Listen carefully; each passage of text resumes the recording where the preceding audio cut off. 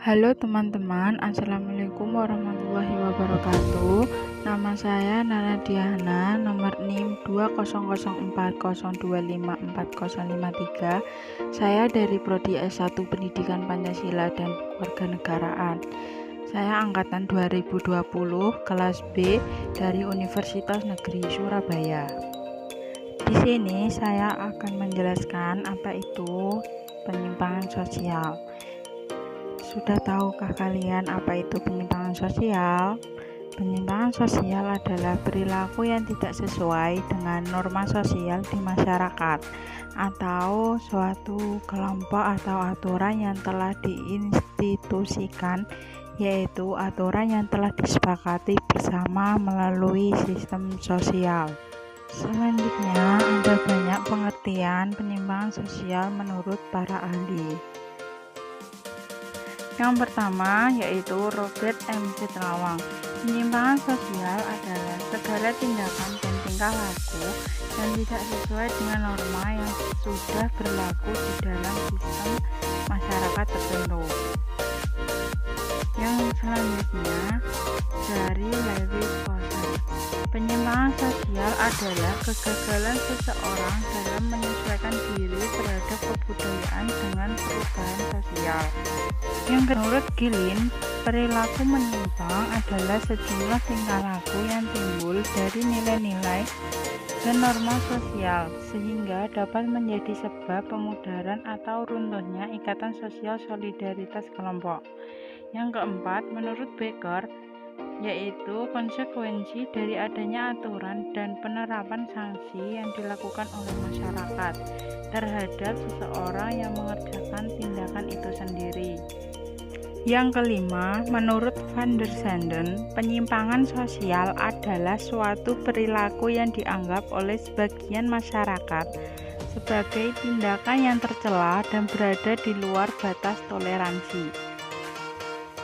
Ciri-ciri penyimpangan sosial. Yang pertama, yaitu penyimpangan harus dapat didefinisikan. Yang kedua, penyimpangan dapat diterima atau dapat juga ditolak. Yang ketiga, penyimpangan relatif dan penyimpangan mutlak. Yang keempat, penyimpangan terhadap budaya nyata atau budaya ideal. Yang kelima, adanya norma-norma penghindaran dalam penyimpangan. Yang keenam, penyimpangan sosial bersifat adaptif atau menyesuaikan.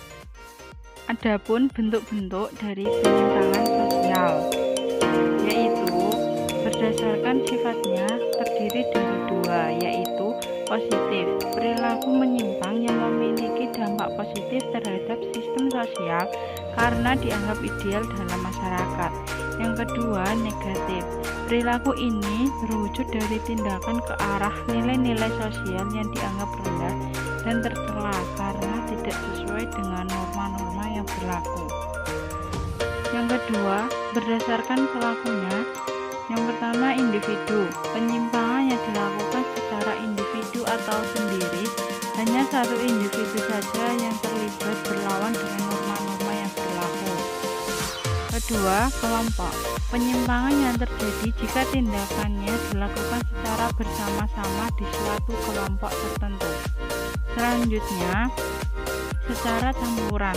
Penyimpangan yang dilakukan oleh suatu golongan sosial yang memiliki organisasi yang rapi sehingga individu maupun kelompok di dalamnya patuh dan tunduk kepada norma golongan dan mengabaikan norma masyarakat yang berlaku. Jenis-jenis kejahatan dalam penyimpangan sosial. Kejahatan tanpa korban, kejahatan yang tidak mengakibatkan penderitaan pada korban akibat tindak pidana orang lain.